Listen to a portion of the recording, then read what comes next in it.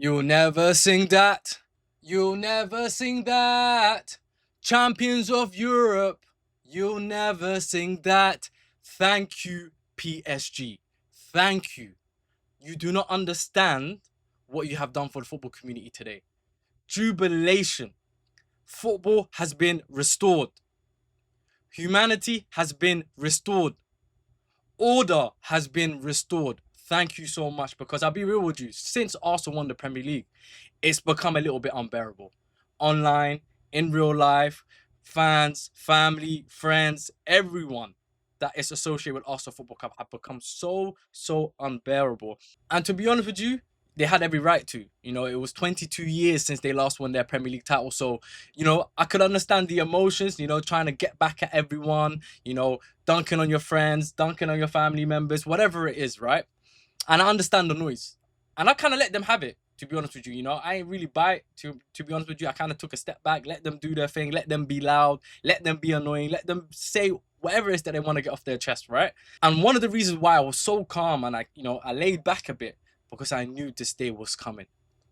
I knew this day was going to come. I really did, right? And of course, not in the circumstances that I wanted it to happen, because I'll be honest with you, I did expect PSG to, cause a lot more damage. But, I'll still take it. They lost. It doesn't matter how you win, how you lose, you lost. And ultimately, PSG, congratulations to them. They are now back-to-back champions of Europe, back-to-back winners of the Champions League. Whereas Arsenal, that's their second Champions League final appearance and a second L to their name. Alhamdulillah for that.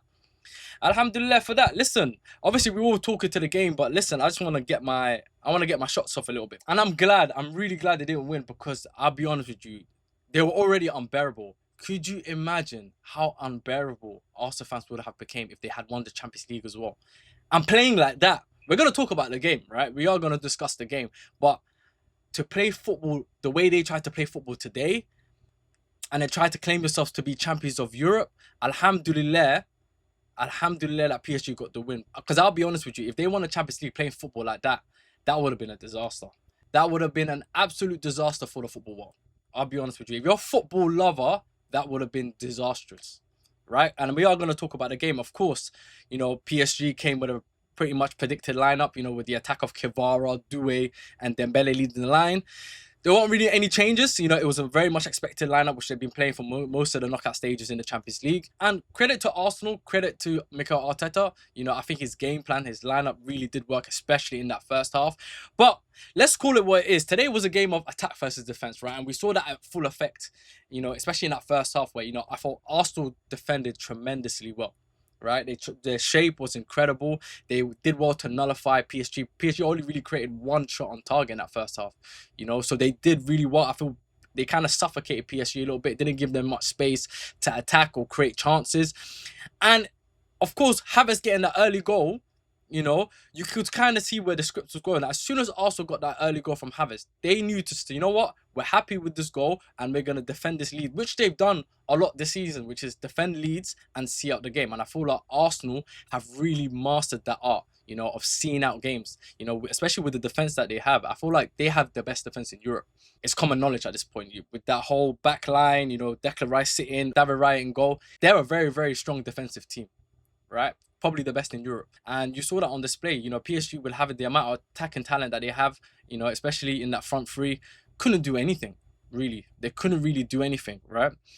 But let's also call it for what it is, right? They parked the bus. Yeah, as much as we want to credit and say, yeah, it was a brilliant defensive display from Arsenal in the first half, they parked the bus. Yes, their shape was great, but they weren't looking to create chances. Yes, they were looking for maybe one or two openings to then hit the team on transition, but realistically, they were happy to see out that game 1-0. So going into halftime, I'll be honest with you, I was nervous. As a hater, I was nervous. I did really think that, it was going to end 1-0. I'm not going to lie to you. At halftime, I thought, yeah, this game is done. It's going to be 1-0 to Arsenal, like they've done a lot this season. Just see out the game, because I didn't really have any faith in PSG to create chances. I'll be real with you. Dembele had a really, really bad game today. I know he scored the penalty, but outside of that penalty, I felt like he was really poor. Kvara, I felt like wasn't at his best as well. Same with Doué. I think both of them were nullified. Obviously, also did a really good game plan on doubling up on both Doué and Cavara, which made their game very, very difficult. So yeah, I was nervous. I didn't really see how PSG could create chances. They really lacked a lot of creativity, in that final third. And then, of course, in the second half, Cavara wins the penalty from a Mosquera challenge, which to me was a clear penalty. I don't even know why it went to VAR, to be honest with you. I thought it was instantly a penalty. And, the replay showed that as well. Then, of course, Dembele steps up, scores the penalty, and it's 1-1. Now I'm thinking, okay, now the game's going to open up now, and now PSG will start to create their chances and they might score 1 or 2 goals. But the game still felt a bit cagey. It still felt like Arsenal, were starting to, create some chances for themselves. A lot of half chances, but they were looking a bit more lively and they were actually going for it. But then Barcola, man. Bradley Barcola, right at the death. 1v1 with Raya. And just kind of fumbles it. I feel like he kind of fumbled that. I don't know why he decided to go so wide when, he had the clear path. He could have easily chopped it inside and then hit it into the back of the net. But yeah, I thought that was really, really poor for him because I thought he could have just, put the game to bed in that moment. So then, of course, it goes to extra time. And then now it's just about, who can keep their focus, tired minds, tired legs. And at this point, I'm just thinking this game can actually go either way at this point. And it was a very cagey, tense extra time. There were a lot of half chances. Of course, the biggest moment was the Madueke penalty shot, which I'll be honest with you guys. Yeah, because I was listening to the commentary and I felt like they were just being biased. That was never, ever a penalty. You can clearly see Madueke grabbing onto Nuno Mendes' arm, locking his arm, dragging him down. And on the process of that, Madueke also falls down.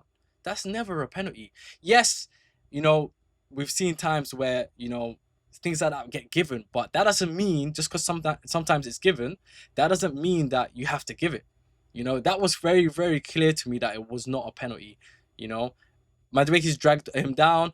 Of course, it looks a little bit clumsy on Nuno Mendes' side, but that's not enough to give a penalty. And also, to decide a Champions League final on something dubious like that would have been absolutely scandalous, to be honest with you. So I don't know why there's that talk of, it could have been given or whatnot, because let's be honest, you look at the actual act that's being committed, where, Madueke's got his arm locked onto Nuno Mendes' arm. I don't know how you can even argue that. So yeah, I thought the right decision was called. Maybe they should have went to VAR. I can see that argument. Maybe they should have at least checked it with VAR and then got the clearance. But again, to me, it still wasn't a penalty.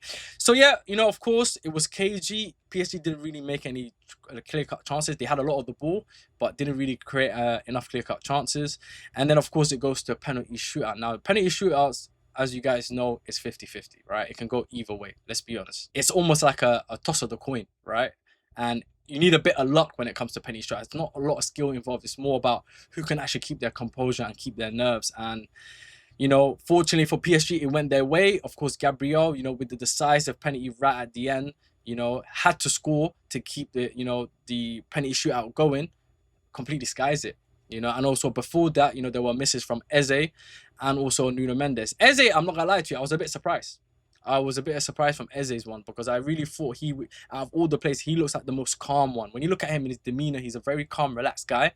And I genuinely thought he would put his penalty away. If you had to ask me which Arsenal player I would have thought would miss, I think he would have been one of the last names I would have mentioned because I don't see that in his game. But of course, it can happen to anyone. Let it all work out, I guess. Let it all work out. But listen, PSG, in my opinion, I know they won it on penalties, still deserve to win the Champions League, in my opinion. When you look at across the tournament, right, you look at their pathway to the final.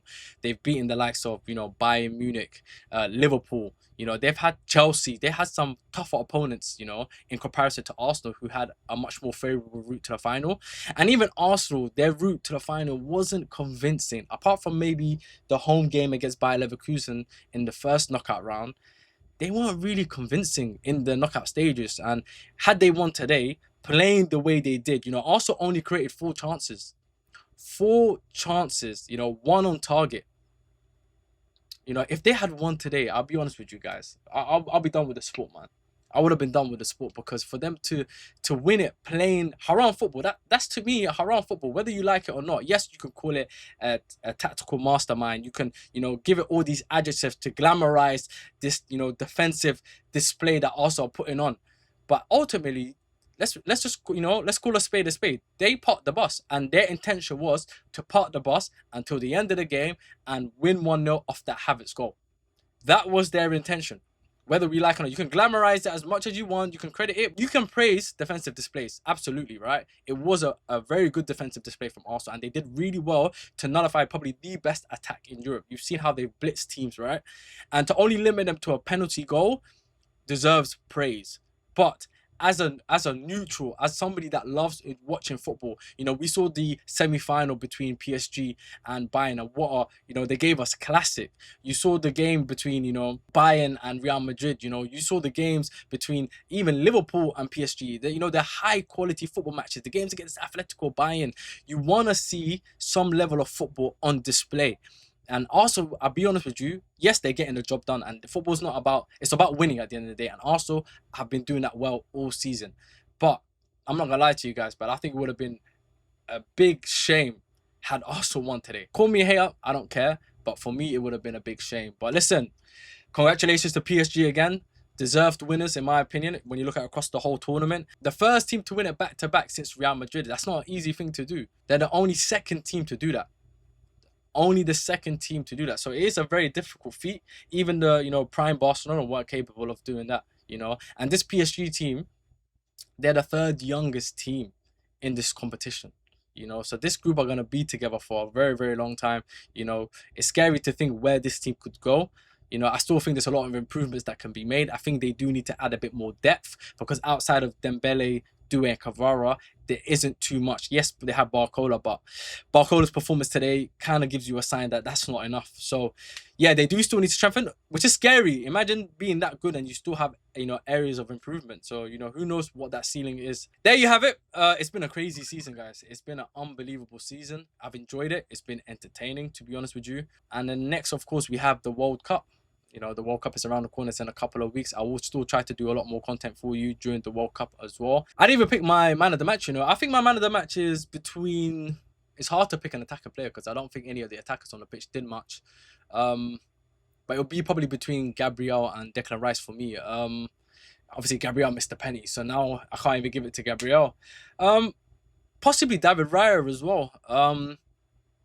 Yeah, I might give it to David Raya, because I think he was really, really good for Arsenal. I thought Declan Rice was really good, but yeah, I'll probably give it to David Raya, if I'll be completely honest with you. But yeah, there you have it. Let me know your man of the match as well, and until next time, peace.